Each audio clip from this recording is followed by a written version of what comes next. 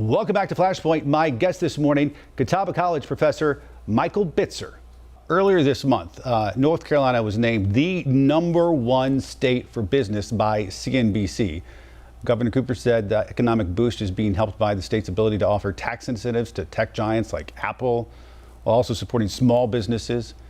CNBC says that state leaders have been able to put aside their deep political divisions in many cases and boost business and the economy. They said it's been a sort of a sense of bipartisanship among our leaders here in North Carolina. And some folks, maybe yourself, who watch these things closely out of Raleigh, sort of scratch your head like, really? Maybe so. But you know what? In fairness, compared to how some other states are handling things, maybe we are doing it in a slightly more evolved bipartisan way.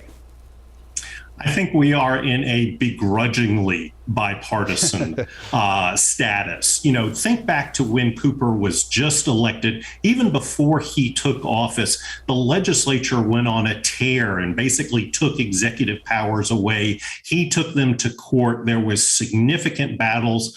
I think the past couple of years, with his reelection particularly, there has been a kind of détente going on. And I think one of the key indicators has been the issue of Medicaid expansion. You know, to hear Senate President Pro Tem Phil Berger come out and support it and say the state Senate would adopt such a measure, I think represents the fact that the two sides are seeing that they have to work together. The big question, again, will be post-November, will the Republicans have the supermajorities in the legislature to basically say, we don't need Roy Cooper anymore to do what we want to do? Being a bit naive when I say that I'm glad at least we got the recognition, because anything like that is good for all of us in North Carolina.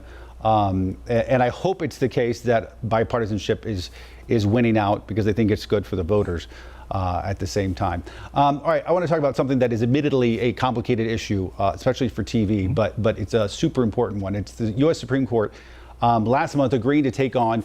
It's a controversial North Carolina case. It's based on sort of a fringe legal argument called independent state legislator theory. It is complicated, but it basically means, help me out here if I get this wrong, it basically means that state legislatures, in our case the General Assembly, would be the only and final say in congressional and presidential elections.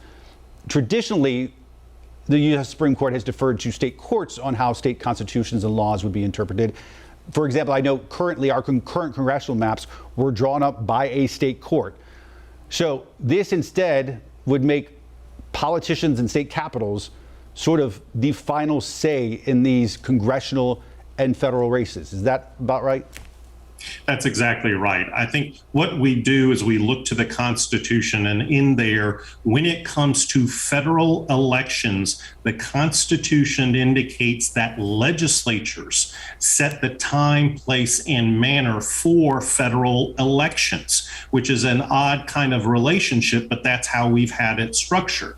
What proponents of this theory are arguing is only legislatures, not governors, and particularly not state courts, can set those ground rules for federal elections. This includes things like redistricting, when people can vote, where they can potentially vote, unless Congress intercedes and sets those ground rules for the states. So this is a critically important case that will likely be heard later this year, most likely a decision released in the spring of next year. And remember, North Carolina goes through congressional redistricting yet again next year.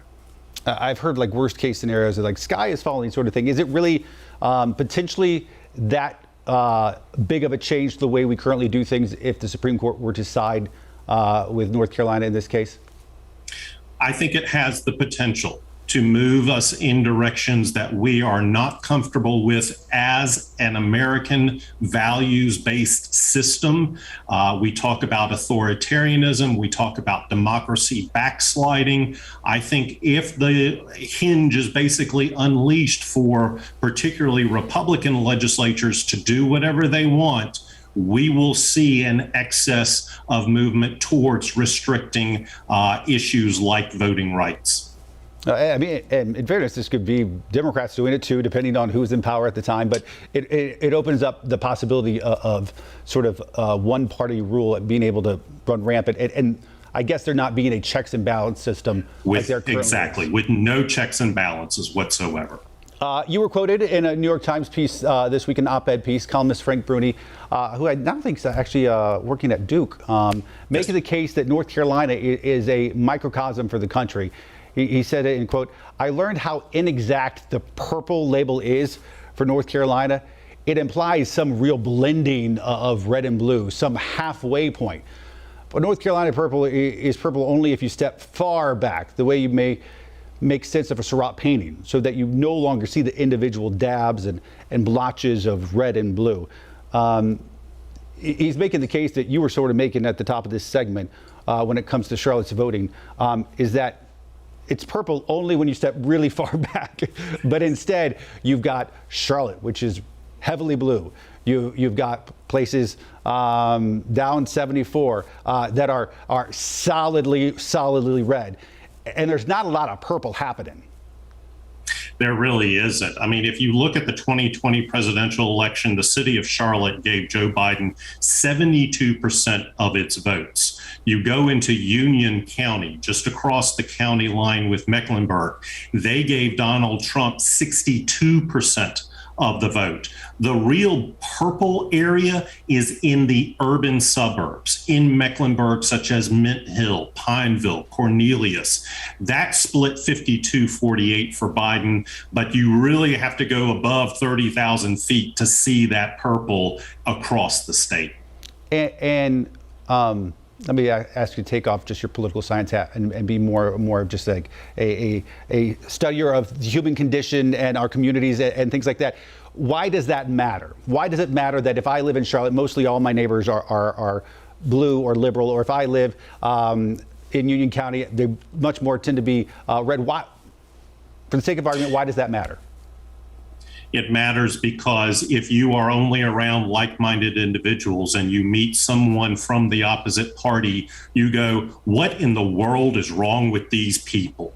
And I think that as humans, as human society, as people that need to work together, we have got to understand where the other side is coming from. We may not always agree with them, but we at least have to recognize and not be fearful or angry or threatened by the other side in order to advance our society. And so by the way we're sort of burrowing in our little enclaves and living with only like-minded people, it's really giving us a limited view of the world around us. It is, and we have sorted ourselves, and the fault, dear Brutus, doesn't lie in our stars, it lies with us. A good reminder to get out and meet new people and people who don't agree with you. And listen, you know what? If your neighbors don't agree with you, that's okay. They're still your good neighbors. They're still good people, and that's perfectly fine. You can still have a drink with them. You can still go have a drink with them. Just don't talk about politics, or if you do, just be okay that you disagree. It's fine. It's good. They're not your enemy. All right, Professor, we talked about a lot of stuff. Thank you as always. I do appreciate it. My pleasure. All right, more Flashpoint after this.